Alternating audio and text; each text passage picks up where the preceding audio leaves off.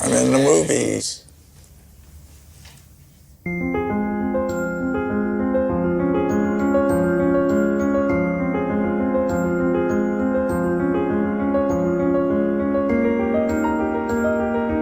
Buildings that defy expectations. The impossible realized. All products of one extraordinary imagination.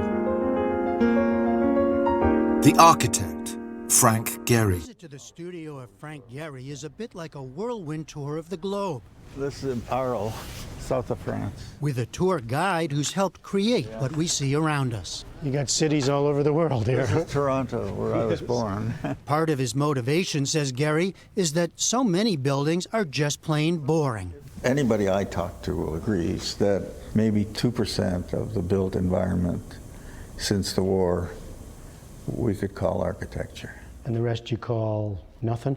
Junk? It's built. And so Gehry, now 86, builds, but adds in more than a bit of flair, dash, you could call it art. As with his 2014 Louis Vuitton Foundation building in Paris, wrapped in sails of swirling glass. Are you better at this than you were as a young man? Probably a little bit more secure about it. Although there's a sort of healthy insecurity that I think is necessary. If you think you got everything, forget it. Gehry has been the world's most famous architect since he created the Guggenheim Museum in Bilbao, Spain in 1997. And there have been plenty of other eye-catching buildings. The Dancing House in Prague, the Olympic Fish in Barcelona, and many more. It was working with very inexpensive materials. It actually started, though, at home, his own home in Santa Monica, where Gehry still lives. A 1920s bungalow that he reimagined using corrugated metal and chain-link fence. Unusual building materials, but elements of his future work all there. I found the material that people hated the most and used the most. So I was going to try and see if I could play with it sculpturally. I see an amazing thinker. I see a humanist, a thinker, somebody who's really sensitive to what buildings do and how people interact in them. Now Gehry's being honored in his longtime hometown with a retrospective exhibition curated by Stephanie Barron at the Los Angeles County Museum of Art. We visited during the installation. Here are the drawings, photographs, and most of all, models of myriad projects. This is one of the models for the Lewis residence. One of the most important, Barron says, started out as a small addition to the home of Peter Lewis. It was never built, but turned into a fantastical playground of ideas that Gehry would later develop. Look at the roof, for instance. It's like drapes the building, and it's like fabric that has been moistened and then carefully kind of connects it. So it becomes the connector.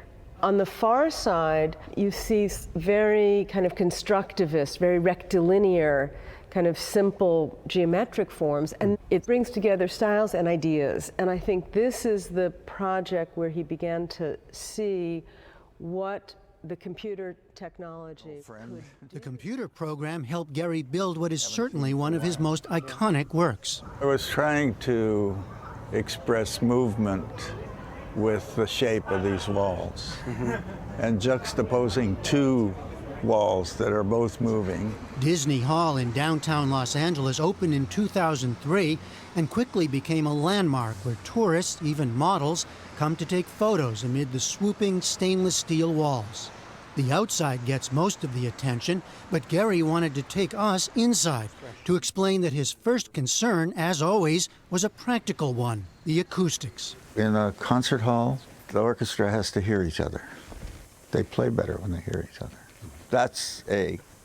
B is then you have to communicate with the audience. If you connect with the orchestra and they love it and people like coming here, bingo, I'm happy.